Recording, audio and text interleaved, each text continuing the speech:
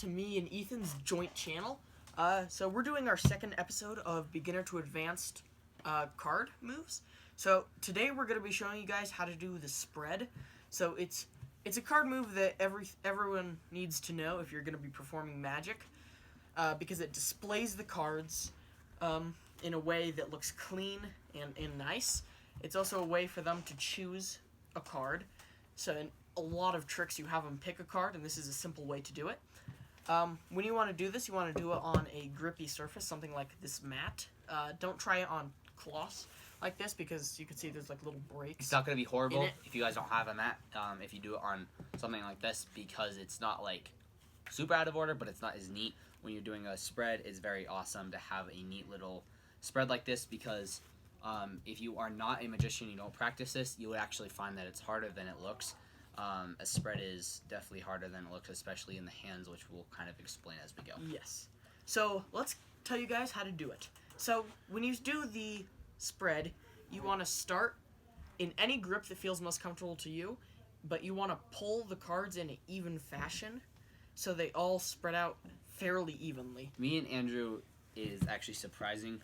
At first, we didn't actually know this. We actually spread the exact same way. Most magicians do this. It's kind of an easier way by using your fingers in order to control the cards so they get a neater spread. So when I do the spread, I have my pinky and then my ring finger on the top of the cards, my thumb on the bottom, and then my middle and pointer like this, and it's just easier for me to spread. So when you spread, you really want, the key is even, to get it even, so you want to put even pressure.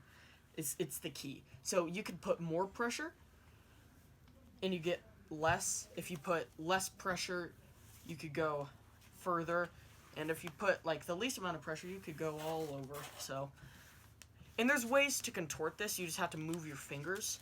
So this takes a little bit of practice. So I would say maybe a day, just like all these other beginner tricks, I would say. So so I guess I'm kind of gonna explain the hand spread, which is more convenient if you're a street magician, which is what me and Andrew do, at least as of right now. That's basically what we do.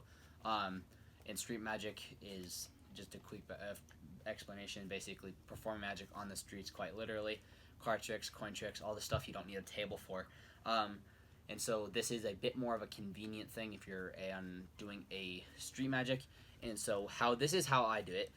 You're going to kind of alternate if you remember last episode, we gave you a quick brief explanation on gambler's grip, which is your pointer finger on top, thumb on the side, and your three fingers on this side.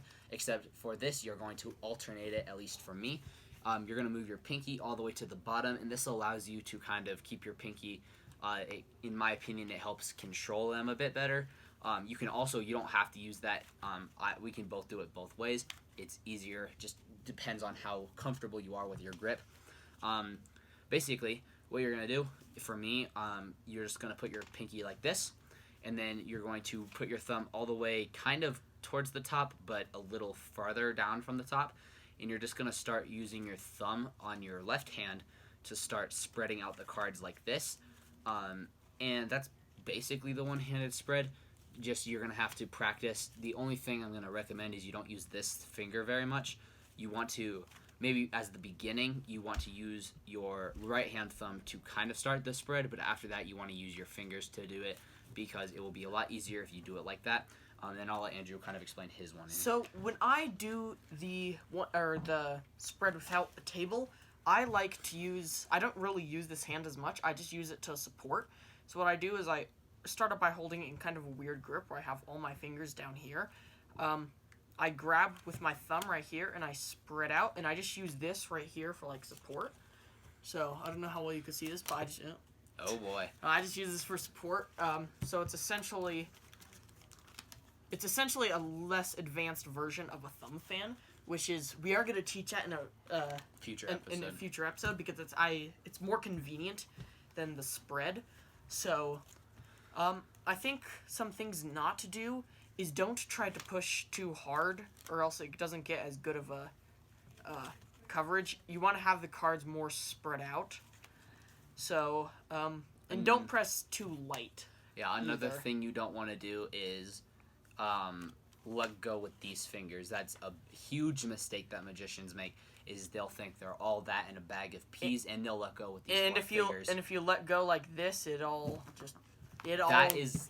crumbles. The most, like, in a way, if you're performing street magic and you think you're all that, and you let go with these fingers saying, I can do this, it's not going to work. I promise you need at least their pointer finger to stabilize.